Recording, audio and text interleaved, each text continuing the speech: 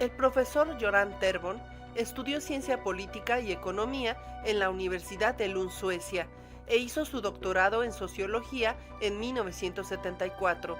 A los 60 años, se destacó como uno de los principales intelectuales de la nueva izquierda en Suecia. Es autor de más de una docena de libros. El más reciente se tituló La desigualdad y los laberintos de la democracia. De 1996 a 2006 fue codirector del Colegio Sueco de Estudios Avanzados en las Ciencias Sociales en Uppsala.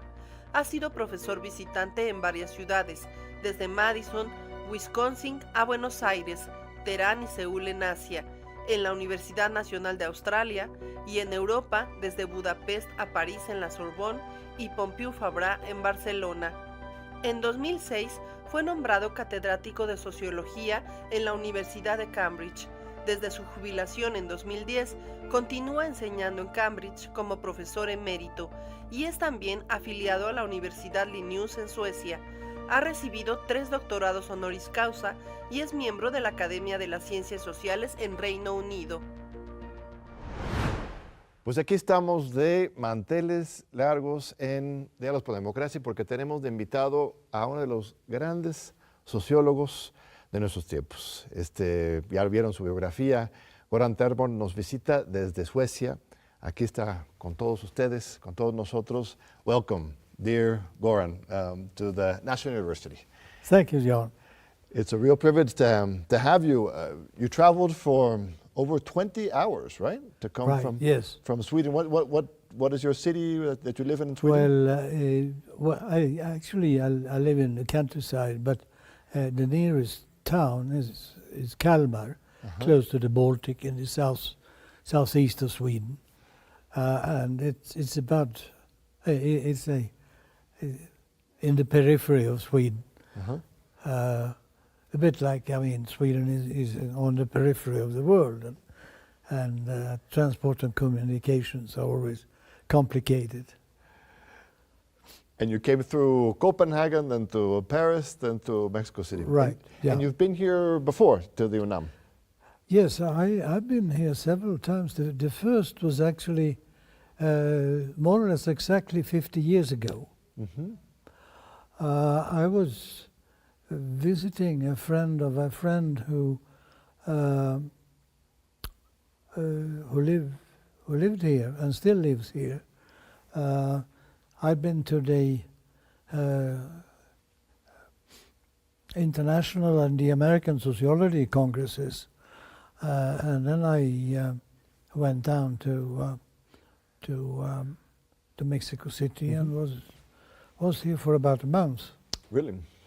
And then in the next time I was here, I guess, was in 1978.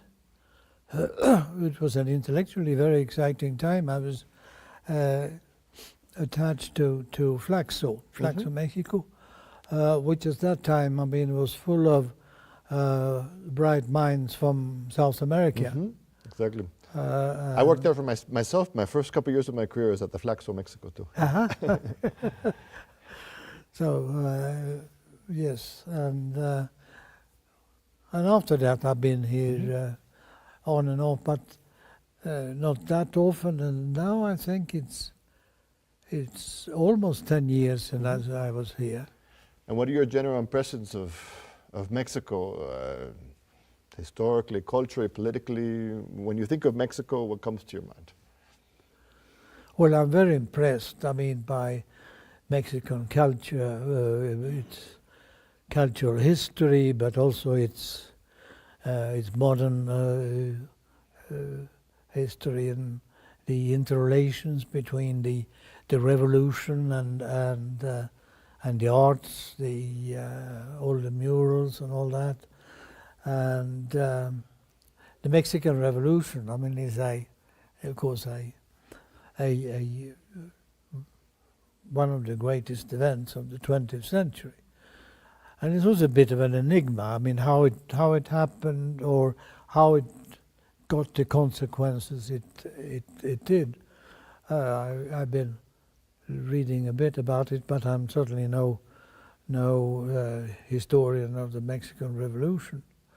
And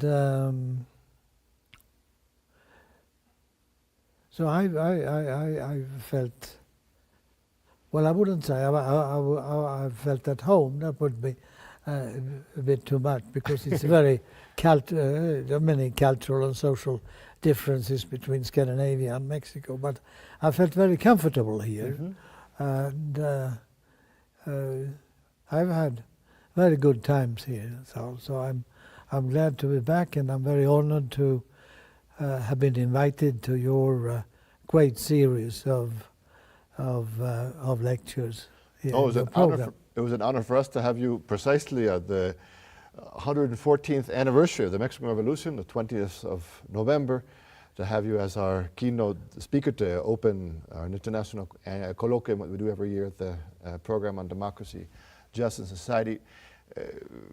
Before getting to the specific topic that you talked about, your books, your vast academic, intellectual production, one of the central topics is thinking about democracy, thinking about Western liberal democracy, its specific form, and how it has failed to live up to the hopes and dreams of the most radical French revolutionaries, American revolutionaries, Mexican revolutionaries, Russian revolutionaries.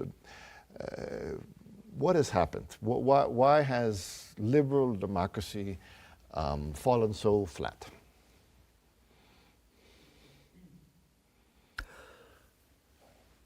Well, I mean, we have to distinguish different cases and so on. Particularly the global north on one hand and the global south on the other. I've been dealing a bit with both, but particularly with the global north, and there, I mean, we can see already from the very beginning the seeds of decay, in the sense that the labor movement and then somewhat later the women's movements were the main social forces fighting for democracy in Europe, and they did so because they wanted to use democracy for social change, for changing society.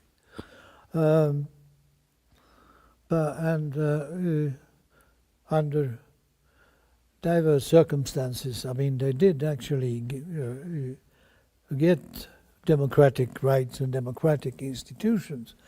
But it's noteworthy that victory was never total and was never won directly at the peak of battle, but rather when there had been a battle, not necessarily armed, but I mean demonstrations, strikes, and various manifestations. When this demands and these manifestations, claiming them, had past their peak and was going down, then there opened a space for negotiation with the ruling classes, and that meant that both institutionally and politically, there was always a certain social limitation to the to liberal democracy. But we should also, of course, remember that the Marxian prediction of the tendency of industrial capitalism to generate its opponent and making its opponent larger and larger and more organized came true.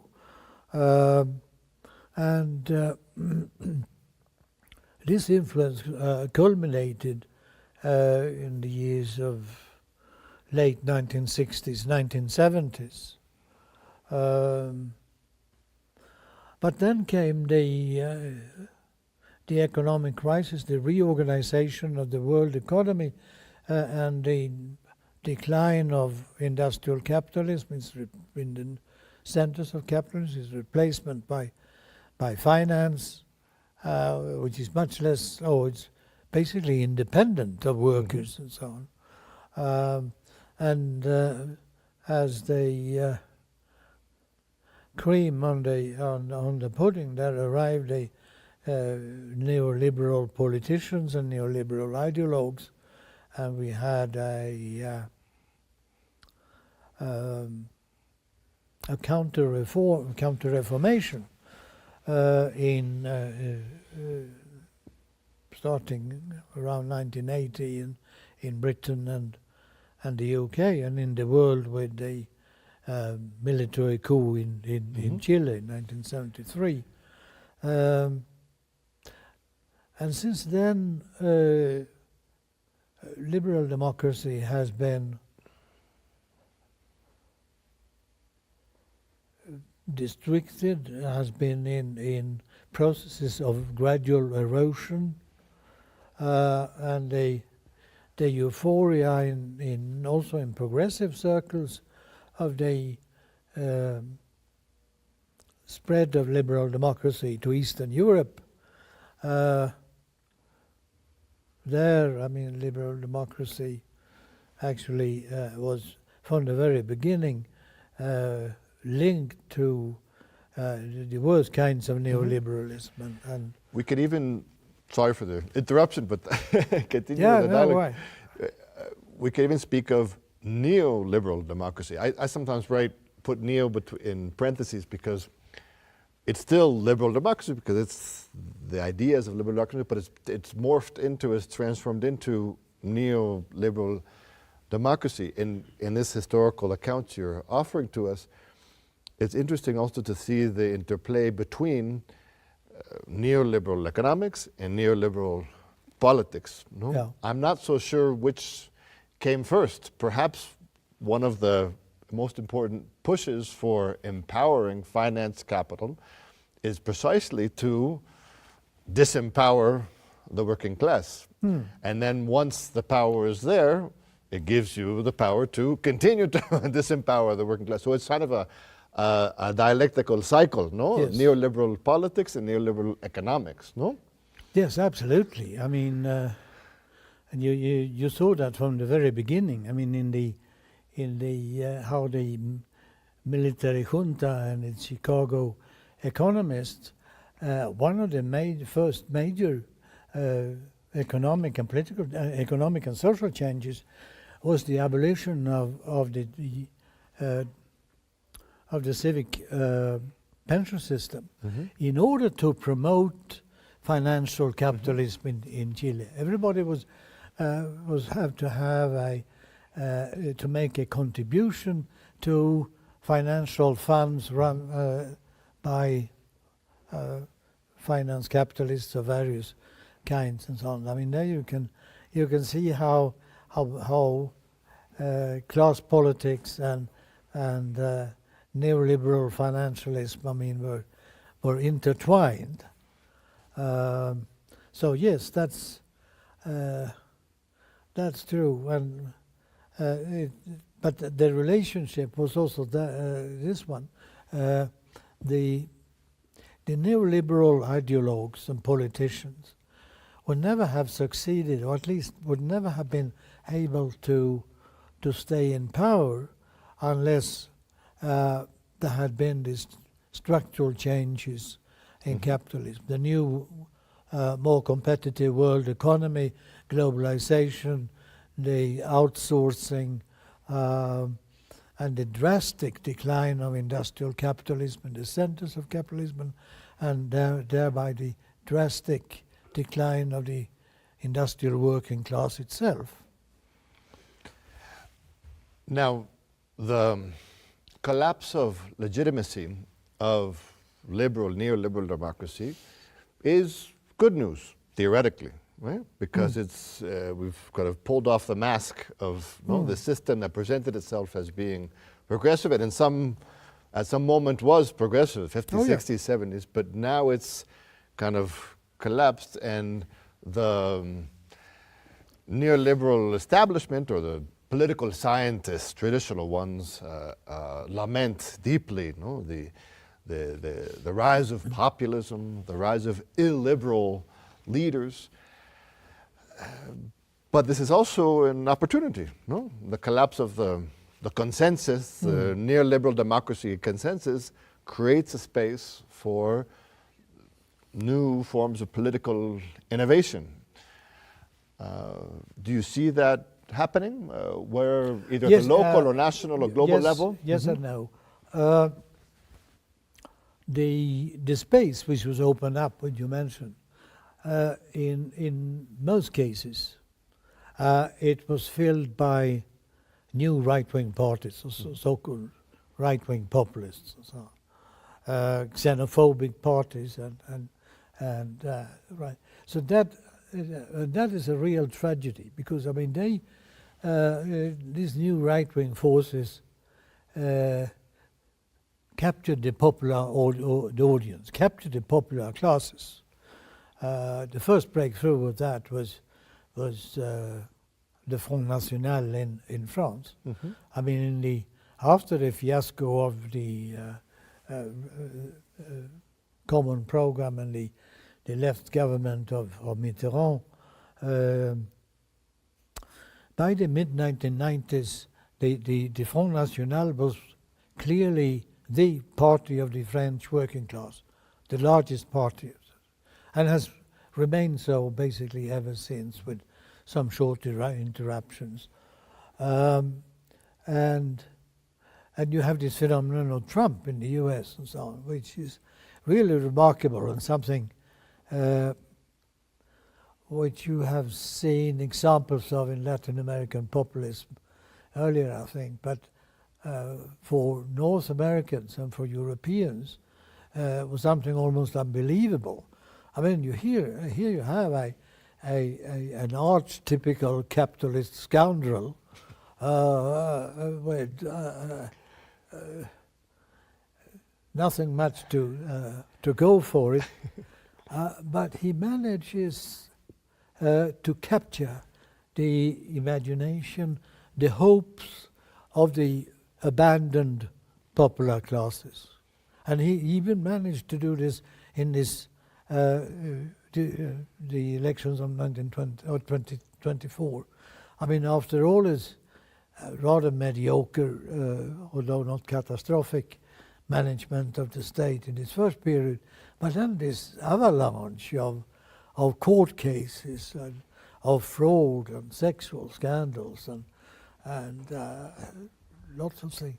Nevertheless, I mean, the popular masses, I mean, stick to him in a way like the Peronistas did to Perón.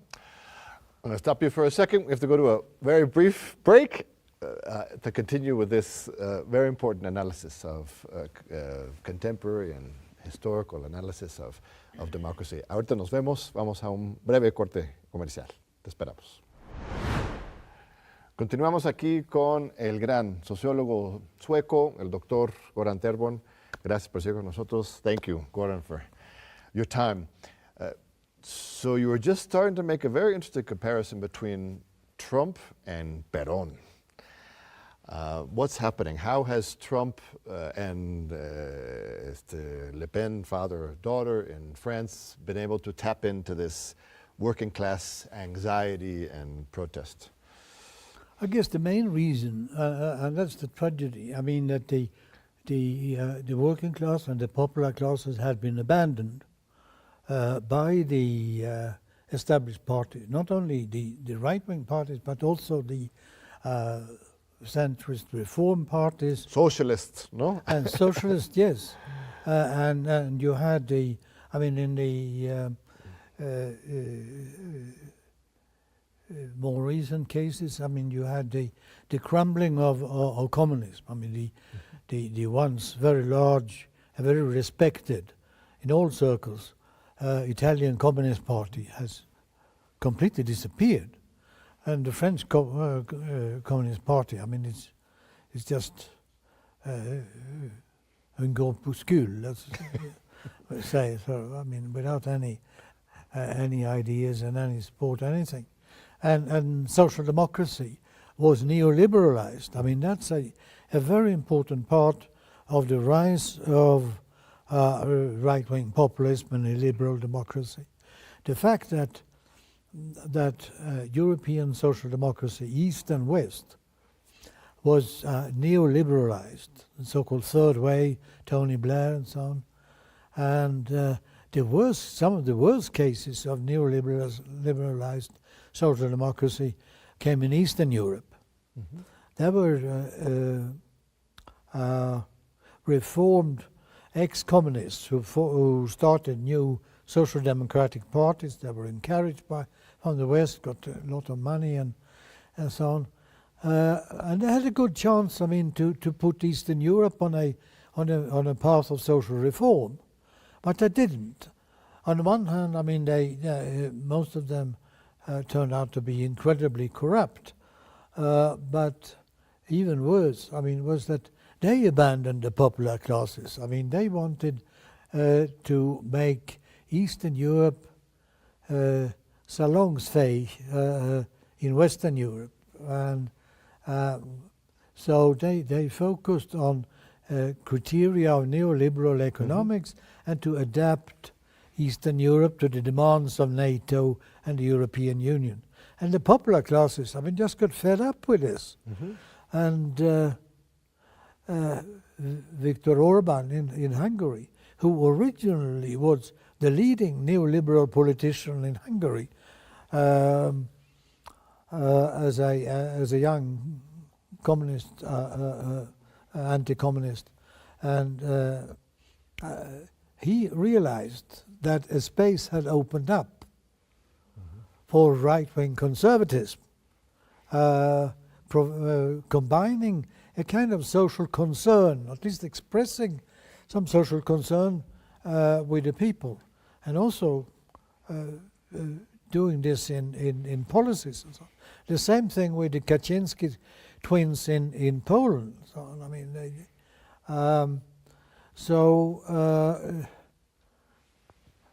the space which was opened up, as you said, by the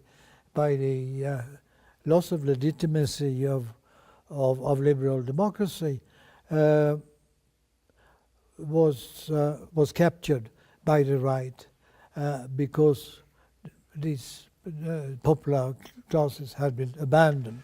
They didn't matter. I mean, neoliberals didn't care for losers. Trump doesn't do that either, but he managed. I mean, he has that must be said, and so on. I mean, has a political instinct which is remarkable. The well-known loser of everybody weak and loser, he became the hero of the losers of the popular classes in the United States. But there's one more thing I would like to add before we leave your important topic, because the legitimacy of liberal democracy did open up for a while a space which was filled also by progressive forces. That developed around the millennium, there was the alter-globalists, the anti-globalization movement, and there was also very interestingly, particularly in Southern Europe, a new democratic movement. And in Mexico, in Mexico, we had the Zapatista uprising at the same time. Yes, something similar. And there was a once quite powerful student movement in Spain, which produced the party of Podemos, which has at maximum had a support of 15-16% of the population. And their main slogan was Democracia ya, democracy now. But they were outplayed by various forces, both on the reformist left and on the far right and so on, and is now shallow. So that kind of protest movements which did happen, did generate, that's exactly as you predicted. And in order to underline perhaps the weight of this, is that there is a study of protest movements in the world by a Harvard scholar, Erika Chenoweth, who has found out that the decade of the 2010s was the decade with the largest number of anti-government protests in the world. There was no decade from 1900 to 2020. The largest amount of Protests. Of these protests. She calls them revolutions, which is a bit too much. Between 2010 and 2020? Sorry? Between 2010 and 2020? That was more than the 60s? Yes, apparently, yes. Well, I mean, this is on a global scale, right? And there was the input from the Arab Spring, and right. There was the effect of the crisis of 2008, right? And well, I mean, her methodology can be discussed and so on, but it was yes, a major it was larger, slightly larger than in the 1960s. According to this kind of measurement. And so, in fact, this new wave of the right wing can be read perhaps as a response to that global uprising, no? And that brings us back to some extent, yes. That brings us back a century, right? So you mentioned Perón. So Perón, his first big government job was as Secretary of Labor for a fascist, neo-fascist government in Argentina, right? So we're talking about, original fascism 100 years ago was also in response to an upsurge of working class organization. Yeah, right? yeah. Italy and Germany, no mistake that's where Mussolini, Hitler took power, because those were where we had strong communist organization in both of those countries. Yeah. Oh yeah, right. And yes. so this right wing, Trump, Macron, is in some ways kind of a pendulum movement. Exactly. Well, that's my question. To what extent is it just kind of a collapse, no? Or to what extent is it just sort of a dialectical equilibrium, which would mean that, in fact, the popular forces are building under the surface, and we might have a good new turn of events soon? Or is that just wishful thinking, right? I think, as a sociologist, I think I would say that the chances for a return to strength of popular forces in the short run are fairly small. There are movements active everywhere and built up and so on, but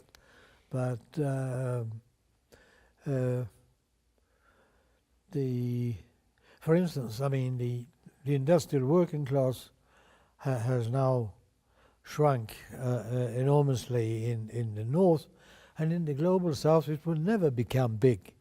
And here in Latin America, deindustrialization has already started, so there will be no input from that whole. On the other hand, it's true, I mean, that the women's movements, and particularly perhaps in a country like Mexico, are stronger than ever. And but a crucial question of the 20th century, I think, is the climate crisis. Well, the 21st century, right?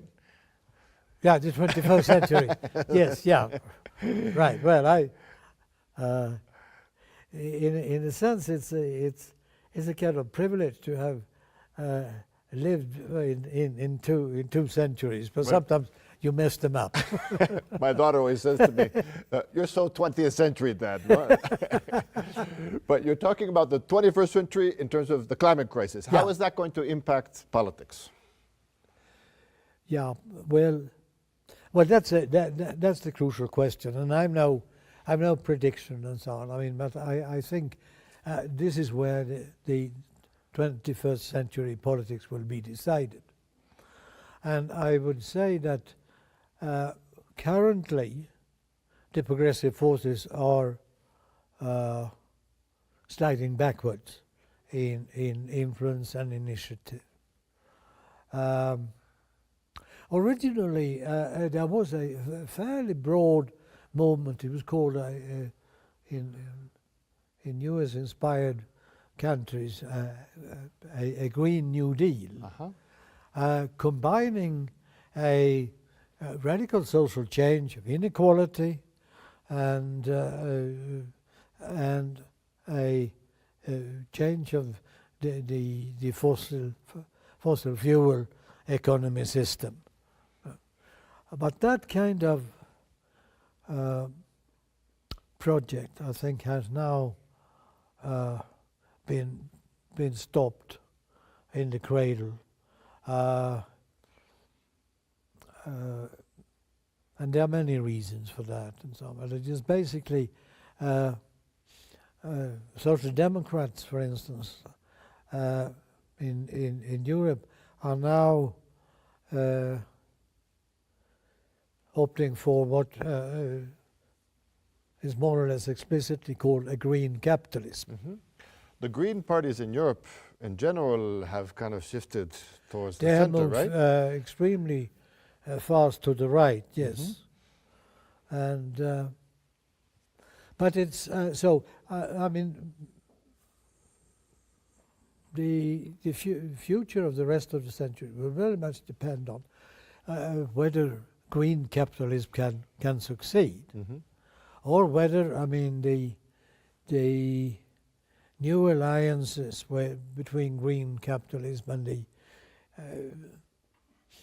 an oil capital, which has been after taking some whipping, is now, I mean, back on the offensive, extending that drilling in number of countries, both in Europe, in North America, in Latin America, in Africa. And the climate catastrophe has already started, and will only get worse. And you have this incredible irony, right, of the United States presenting itself as innovating towards green capitalism, Obama, etc., and now putting tariffs or actually prohibiting the importation of Chinese electric cars, right? Yes. This battle between oil and Yeah. environmentalism, no? Yes. Well, that is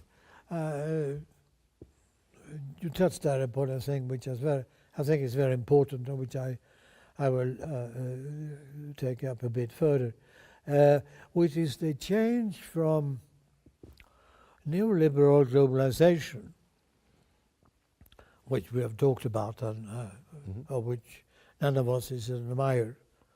But its successor is certainly not better. I mean, the return to imperial geopolitics. Now, I mean, free trade, free capital movements are no longer the economic and political aces. Instead, I mean, there is national security, national interest, and this kind of, and this has also happened with the electrical cars, for instance. I mean, now everything has to be done to keep China down and to destroy Russia. And that means, I mean, that there isn't much space left on the centrist or right-wing agenda for any climate policies. And we can see, I mean, the backtracking of the European Commission and its on its climate previous climate commitments, and But I mean, this is of course a very risky strategy on the right-wing part, because the climate catastrophe can very well be absolutely catastrophic, and then all the political cards will be reshuffled, and the climate crisis is actually something which anti-capitalists should pay much more attention to than we have done so far, because a new economic system and a new accumulation system adapted to the climate situation is a new potential political trump card to left. Those of us who have lived through the 20th century know that what finally made capitalism the victor of the 20th century was that in the end, I mean, it showed to be more capable of providing high economic growth and economic development. Even Deng Xiaoping, an old revolutionary from the Long March, recognized that. And the left has not had, I mean, there have been many left critiques of capitalism, but they are still standing. But this thing about a system which has been able to deliver, if not to everybody, but to a substantial body of world population. This changes now with the climate crisis. Now the sustainable economy has to subordinate capital accumulation to the necessity of a sustainable fossil-free economy. So that is a potential trump card which hasn't been played yet, but can be played and might even take the table in the end. Good, very important. The capitalism presented itself as life facilitating, no? It's the consumption, growth, and if we can see that capitalism means actually death, destruction, sickness, you know, we could turn the tables. I'm going to second commercial break. Vamos a un segundo corte comercial muy rápidamente. Regresamos para redondear y terminar esta conversación tan estimulante con el doctor Göran Therborn, que nos visita desde Suecia. No se vaya. Muchas gracias por continuar con nosotros. Aquí estamos con Göran Therborn. Göran, in your keynote address in our international colloquium, you put forth a new categorization, a new theory. You propose that we start thinking about the concept of genocidal democracy, which breaks with the tradition of thinking that democracy goes with peace, democracy goes with freedom. And here we have a situation in the Middle East in which we have a democratic country. Israel freely elects its leaders, but is committing genocide against other peoples. Why is it so important to rethink democracy in this context, and what does it imply in terms of thinking about this political form? Well, one main reason is that precisely this argument you mentioned, which has been around, that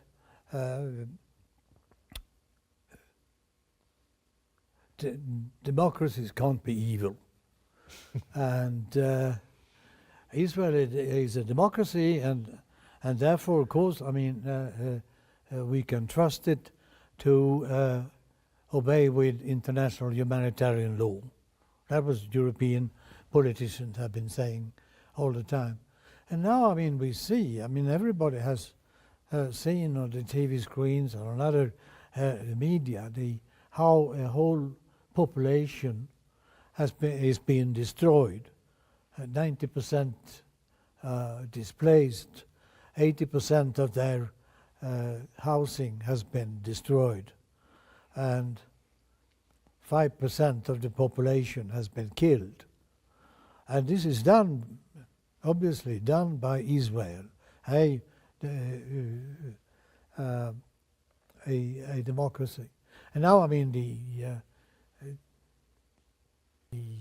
the fact that a democracy can make war crimes and crimes against humanity has also been confirmed by the International Court of, by the International Criminal Court, whose verdict came just yesterday. So it's really.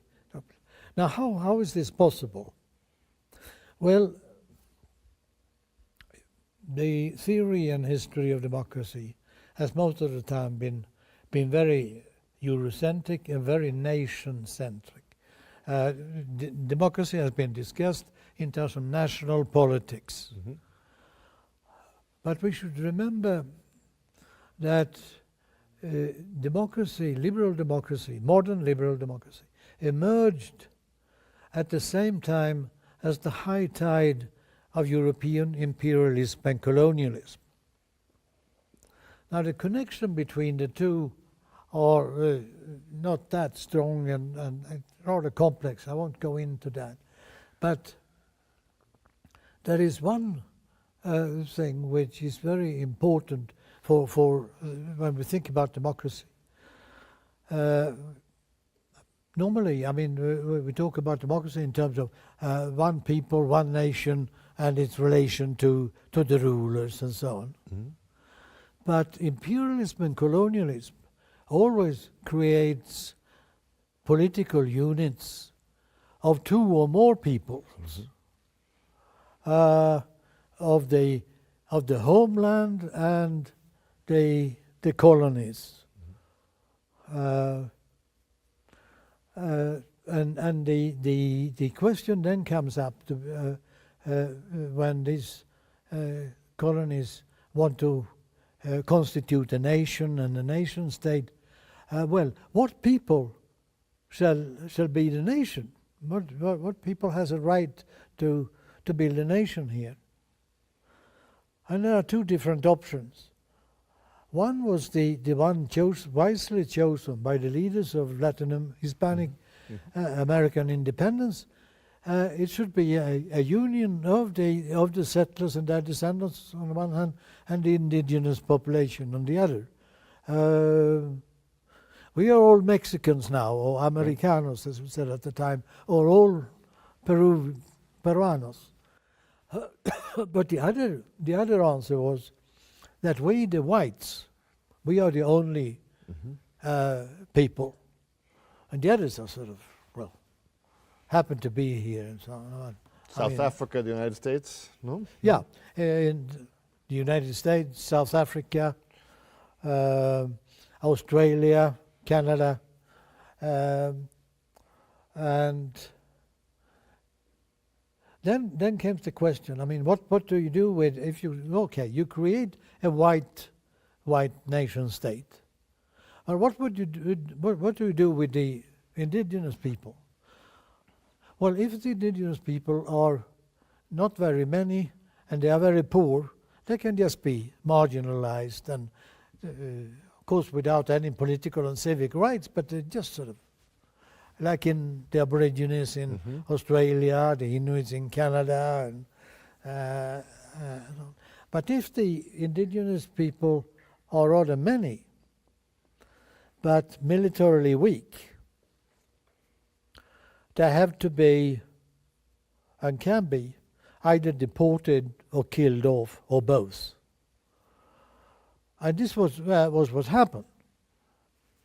A predecessor to Joe Biden, the founder of the Democratic Party, Andrew Jackson, when he was president of the U.S. in the 1820s, his most famous act as a president, he was also a war hero, was the Indian Removal Act, which declared that all Indians have to be deported west of Mississippi. The Trail of Tears. Yeah, no? the Trail of Tears, like the Trail of Tears of the Armenians in the Ottoman Empire. But there was also the other another solution, which was the genocidal solution. And the first known case of explicitly genocidal democracy was the state of California, when it was conquered from Mexico and annexed into the United States. It had a democratic constitution with universal male suffrage and elected leadership and so on. And its two first governors explicitly declared a war of extermination against the Indians. So taking us back to the genocidal democracy of Israel, it doesn't have anything Jewish to it. It's completely structural. You have two peoples. You have a settler state, which Israel is, and was given as an imperial gift by the British Empire, and then established as a Jewish nation state, expelling hundreds of thousands of Palestinians, although there were quite a few left in Palestine.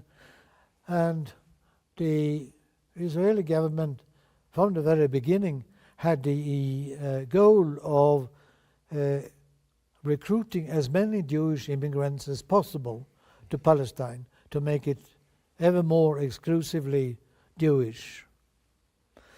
And this has now reached a genocidal point, because the accelerating immigration of immigrants are demanding space, new settlements. The Palestinians are refusing to move. The neighbor states are refusing to accept deportees from Israel. There wasn't a plan to try to export the Palestinians to Congo and to pay the Congolese for it. But that was too scandalous when this plan came out in Africa, so the Congolese government backed down. So this is the background. It's a general genocidal war when a settler state refuses to live together with the indigenous population and give them equal rights. There's even a reading within the same idea of Nazi Germany. I was reading, I think it was Domenico Lo Surdo, characterizing Nazi Germany as the self-application of colonial principles. A kind of, that's why people are even saying, no, how is it possible that the Israelis are now applying the same principles as Nazi Germany? And what you're saying is that both of them are part of an even longer tradition, no? That goes back, or is that going too far to categorize Nazism, fascism as also a part of this genocidal democracy? Well, Nazism is obviously was genocidal, but it wasn't a democracy. It was not a genocidal, not a democracy. It was Hitler came into power through elections, regime. Right? And interesting enough, I mean, even Hitler didn't dare to talk in public about we must exterminate the Jews. There's no speech on that. Really? But so Netanyahu that doesn't take away, I mean, all the millions of Jews who were killed, but the Nazis didn't dare to talk about it. Really? Is that? Yeah, I didn't that's know that. true. Hitler never. So Netanyahu is more explicit than. Oh yeah, absolutely. Than Hitler. And Ben-Gvir and Smotrich and all those guys. Yes. Yeah. And Hitler did come into power through elections. Right? That's true. Yes. And then reverted them. But but I would like to add one thing about the Israeli genocidal democracy is at least is easily understandable. I mean, from this, as a legacy from European imperialism and the conflict between the settlers and the indigenous population, is a bit more difficult to explain why all the leading liberal democracies in the world have supported the genocide. That's the other point, right? Not just tolerated it, but sort of every month during the war, the United States, Germany, and the UK, and more irregularly, the UK and the Netherlands and Canada are sending bombs, ammunitions, weapons of various sorts, probably fighter planes as well, in order for Israel to stock up, I mean, to continue this genocidal operation. I mean, this is an absolute, not only a tragedy, is a crime. And I would say, I mean, that with this constellation, this genocidal constellation of Israel and its supporters and protectors, I mean, this is the darkest times of democracy since January 1933. Yesterday, I mean, the International Criminal Court did actually indict Netanyahu and his Minister of Defense, General Gallant, and at least some European democracies have said, I mean, that we will follow that. We will. Italy have said so. Netherlands have said so. Spain can be expected to say that.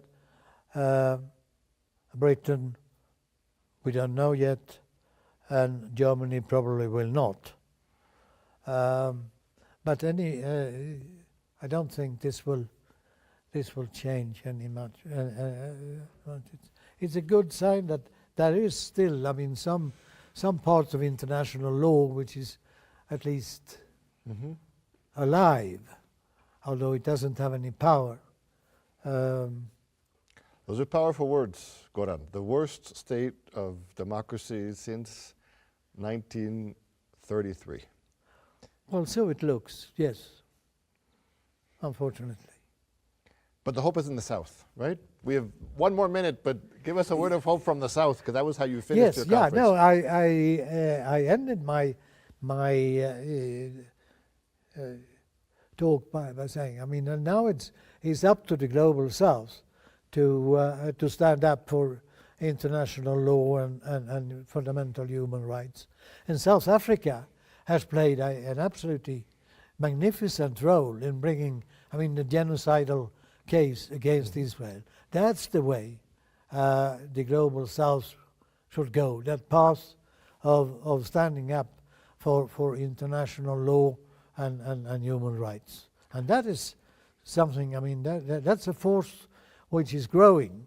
The decline of the West is not accelerating very fast, but it is declining, and the global South influence is growing in the world. So after all, even though this may be the darkest day of democracy since 1933, there are, like so many times at the darkest moment, dawn is not very far away. Wonderful, Göran. Let's finish on that note. A real privilege to have you here. Thank you. Thank you very much, dear Göran. Muchas gracias a nuestro público. Una cátedra muy profunda, muy importante, muy necesaria. Nos vemos de nuevo en 8 días aquí en TV UNAM en tus diálogos por la democracia. Te esperamos.